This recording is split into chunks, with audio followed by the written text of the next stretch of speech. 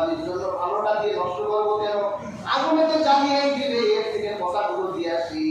সে পচাগুলো পাহাড়ের উপর রেখে নিচে দাঁড়িয়ে রইল। আল্লাহ তো দুই ভাইয়ের মন দেখেছেন, কার মনটা আল্লাহর জন্য ভালো। হাবিলের মনটা ভালো, আকাশ থেকে আগুন এসে মেষকে আগুনে জ্বালাই দিল। হাবিলের কোরবানি কবুল হয়ে গেল। কাবিল বলল, দেখ আমি কোরবানির আমার মাকসাদ ছিল না, কবুল করেও আমি বিয়ে করতাম, না করেও আমি বিয়ে করতাম।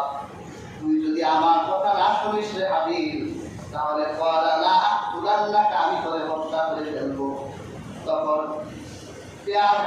কাবিলের কথার জবাব দিয়ে দিলেন হাবিল। এটাই ধৈর্যশীলদের জবাব, হত্যার জবাব হত্যা দিবে না। হাবিল বলল,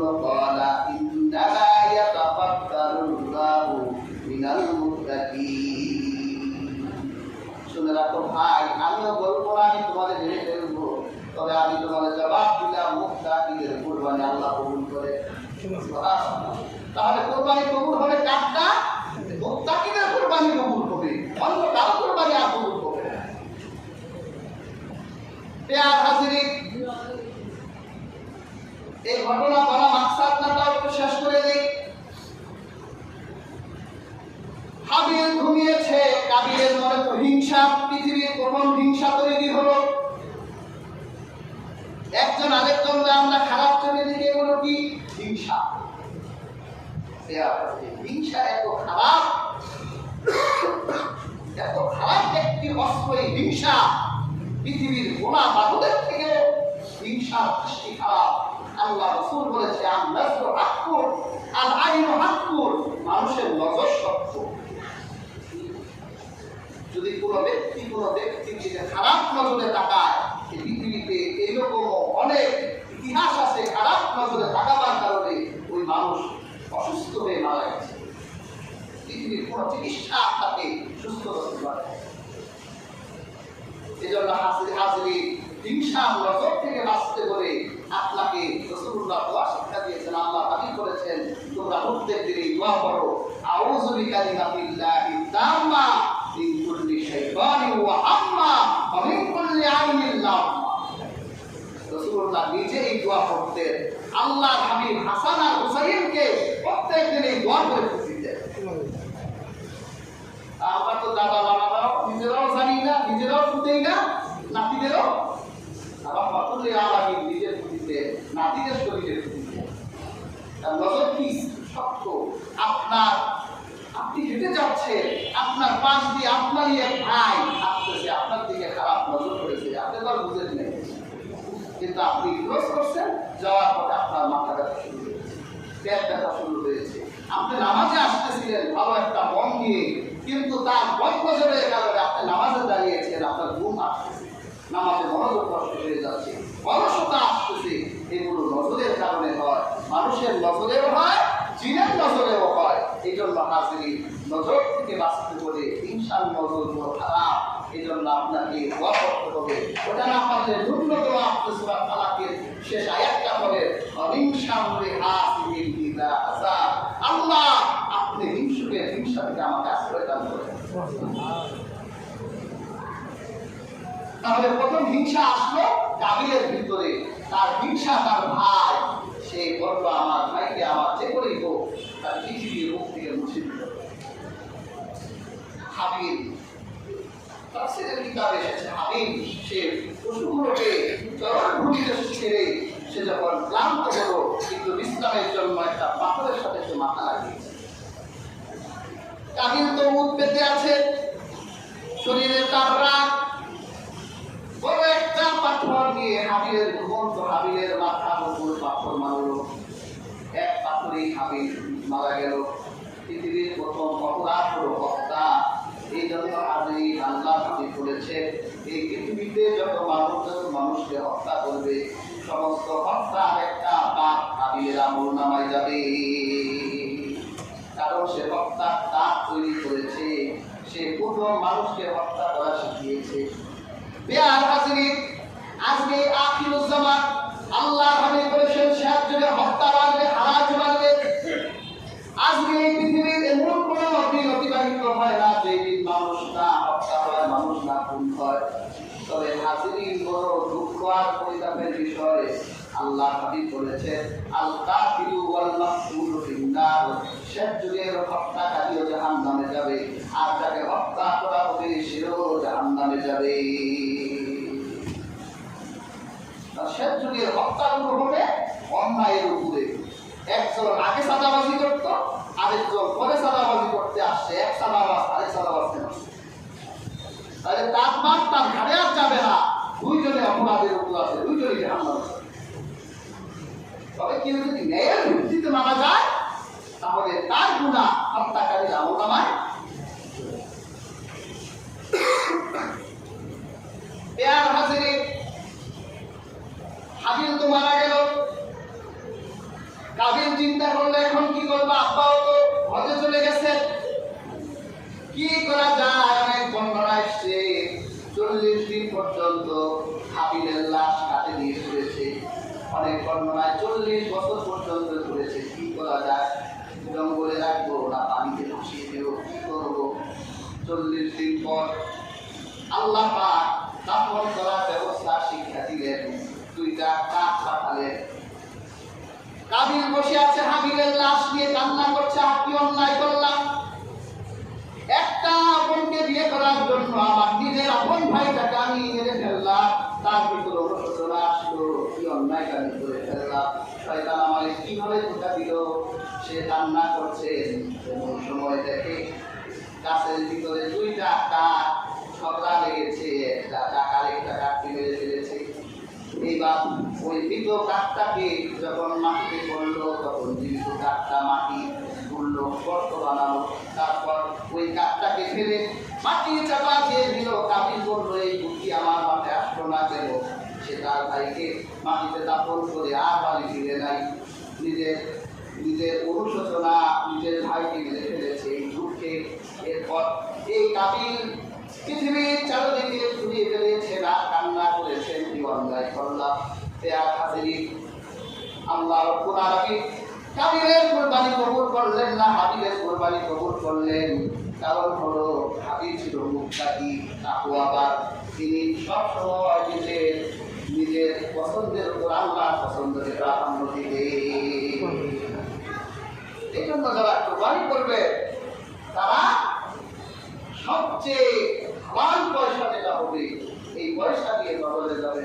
পশু ছোট হোক বড় হোক, যেটা আপনার চোখে লাগবে আপনি ওটাই চেষ্টা করবেন কিনে ফেলার জন্য।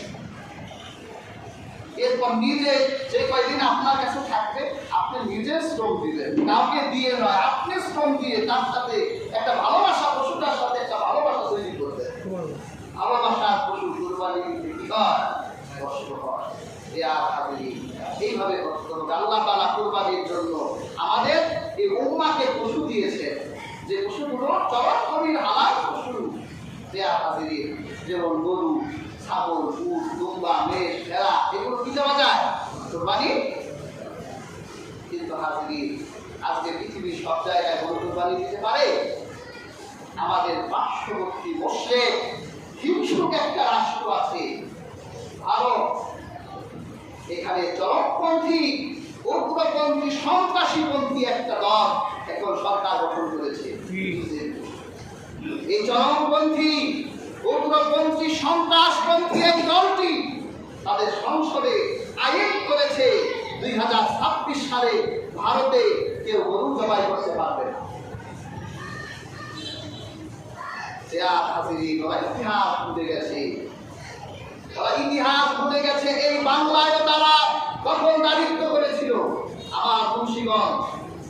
আমার মুন্সিগঞ্জের মুসলমানরা তখন গরু জবাই করতে পারত না মোল্লার সাহেবের অত্যাচারে। তখন সৌদি আরব থেকে বাবা আদম শহীদ, তিনি বাবা শাহজালালের 125 বছর আগে ইসলাম প্রচার করতে মুন্সিগঞ্জে, তখন সিলেটে ইসলাম ঢুকেনি, তার 100 বছর আগে আমার মুন্সিগঞ্জে আমার বিক্রমপুর ইসলাম ঢুকে গেছে। বাবা আদম শহীদ মোল্লার ছেলের প্রতিবাদে তিনি মোল্লার ছেলের বাড়ির সামনে তিনি প্রথম গরু জবাই করে দিলেন। গরু বসতে এক পুত্রা মোল্লার ছেলের বাড়িতে এক পাখি নিয়ে গেল, ফেলে দিল। গরু জবাই করছে কে? খোঁজ নিয়ে দেখলো আর কেউ নয়, তিনি সৌদি আরব থেকে এসেছেন এক দরবেশ বাবা আদম শহীদ রহমাতুল্লাহ আলাইহি। স্ত্রীকে বলল, আদম শহীদকে শায়েস্তা করার জন্য যাচ্ছি। সাথে একজোড়া কবুতর নিয়ে গেল যে যুদ্ধ হবে আজ, যদি যুদ্ধে আমি বল্লাল সেন নিহত হই তাহলে পায়রা ছেড়ে দিব তোমার বাড়ি আসতে। পায়রা যদি তোমার বাড়ি উঠে আসে তুমি মনে করবা আমি মরে গেছি, তোমরা আগুনে ঝাঁপ দিয়ে মরে যাবে। পায়রা নিয়ে রওনা হলো বাবা আদম শহীদ রহমাতুল্লাহ আলাইহিকে শায়েস্তা করার জন্য, শাস্তি দেওয়ার জন্য। দেখো যুদ্ধ হলো হাজির। যুদ্ধে তিনি তো নতুন বাংলাদেশ এসেছে, এর পরিবেশ তার জানা ছিল না, যুদ্ধ কৌশল তার জানা ছিল না। বাবা আদম শহীদ বল্লাল সেনের হাতে দিয়ে শহীদ করে, শহীদ হবার পর বল্লাল সেনের শরীরে বাবা আদম শহীদের রক্ত রাখলো। তিনি আনন্দ উদযাপন করার জন্য, স্নান করার জন্য নদীতে নামছে, আর তার পাখিটা ঘুরে খাঁচা থেকে বের হয়ে বাড়ি চলে গেছে। মারা গেছে কি? আদম শহীদ। বল্লাল সেন জীবিত আছে। বাড়ির মানুষ পায়রা দেখে কান্নাকাটি করে আগুন জ্বালায়, সবগুলি আগুনে আত্মহত্যা দিচ্ছে। রাম রাম বলতে বলতে বল্লাল সেন কান্না করতে করতে দৌড়াচ্ছে। এখন রাম কি বলো, রাম কি বলো, রাম আমার পায়রা পড়ে গেছে, বাড়ির বউ সব শেষ। গিয়ে দেখে সব আগুনে চিতায় জ্বলছে। বল্লাল সেন রামের নাম নিয়ে আগুনে চাপ দিছে। এই মুন্সিগঞ্জ মুশরিক মুক্ত হয়েছে। মুন্সিগঞ্জে গরু জবাই দিয়ে কোরবানি করা হয়। তার 125 বছর পর এই সিলেটেই গোবিন্দ অত্যাচারে বোরহানউদ্দিন তার ছেলের আকিকা করার জন্য একটা গরু জবাই করেছিল। সেখানে এই গোবিন্দ যখন জানতে পারলেন বাবার সামনে সন্তানের শরীরে অঙ্গ প্রত্যঙ্গগুলো কেটে ফেলেছিল, গরু জবাই করেছ, আমাদের মা হত্যা করেছ, কেটে ফেলেছিল। তিনি বিচার দেওয়ার জন্য শামসুদ্দিনের কাছে গিয়েছিলেন, কিন্তু বাবা বিজয় পাননি। আধ্যাত্মিক ভাবে যখন বাবা শাহজালাল রহমাতুল্লাহ জানতে পারলেন, তিনি 360 জন ওলি আউলিয়া নিয়ে এই সিলেটের পূর্ণভূমিতে নেমে গোবিন্দের প্রাসাদ ধ্বংস করে তার পত্তলিকতার বীজ গোড়া থেকে তিনি কেটে দিয়েছিলেন। আজ সেই সিলেট ইসলামের প্রাণ কেন্দ্র হিসেবে প্রতিষ্ঠিত হয়েছে বাবা শাহজালাল রহমাতুল্লাহ কারণে। প্রিয় হাজরিন, আজকে ভারতের মুশরিকরা হয়তো ভুলে গেছে যে আমরা এই গরুক্ষেত্র যখন তারা জবাইয়ের জন্য নিষিদ্ধ করেছে, আমরা তাদের গোড়া কেটে দিয়ে সেখানে ইসলাম প্রতিষ্ঠা করেছি। যদি আজকে শুভেন্দু আর মোদী এই পৃথিবী যদি তা বুঝতে না পারে, তাহলে আবার সুলতান মাহমুদের ভূমিকা নিয়ে আবার ভারতে গজওয়াতুল হিন্দের ডাক দিয়ে গোটা পৃথিবীর যত মুশরিক আছে সবগুলোকে কেটে কচুকাটা করে পানির সাথে ভাসিয়ে দিয়ে দিল্লির লাল কেল্লায় কালেমার পতাকা মুসলমানরা উড়াইব। এবং রাসূলুল্লাহ হাদিসে বলেছেন, আল্লাহ হাবিব সাল্লাল্লাহু আলাইহি ওয়াসাল্লাম বলেছেন, শেষ যুগে এই হিন্দুস্তানি ভারতে এক মালহামা হবে, বড় যুদ্ধ হবে।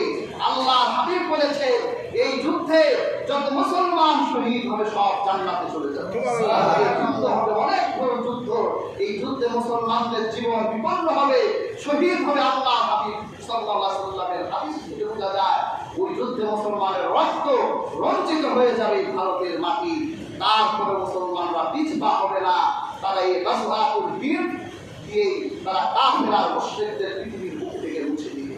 তারা আজকে মুছে যাবার জন্য মুসলিম নির্যাতন করছে। প্রত্যেক দিন তারা মুসলমানদের নির্যাতন করছে। জুমার নামাজ পড়তে দিচ্ছে না।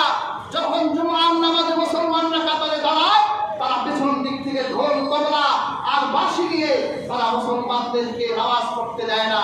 মুসলমানদের মসজিদে আগুন জ্বালিয়ে দেয়। মুসলমানদের যত তত্ত্ব তারা হত্যা করছে। তাদের সংসদে দাঁড়িয়ে বলা হয়, যেখানে গরুর গোশতের বিক্রি করা হয়, কসাইয়ের দোকান আছে, তোমরা সেখানে শুয়োরের দোকান নাও, শুয়োর বিক্রি করো, তাদের গোশত বিক্রি করতে দিও না। এইরকম নির্যাতন থাকবে না। গজওয়াতুল হিন্দের মাধ্যমে আবার মুসলমানরা তাদের অধিকার প্রতিষ্ঠা করবে। আল্লাহ সুবহান সৈনিক হিসেবে কবুল করুন। আমিন। দোয়া করবেন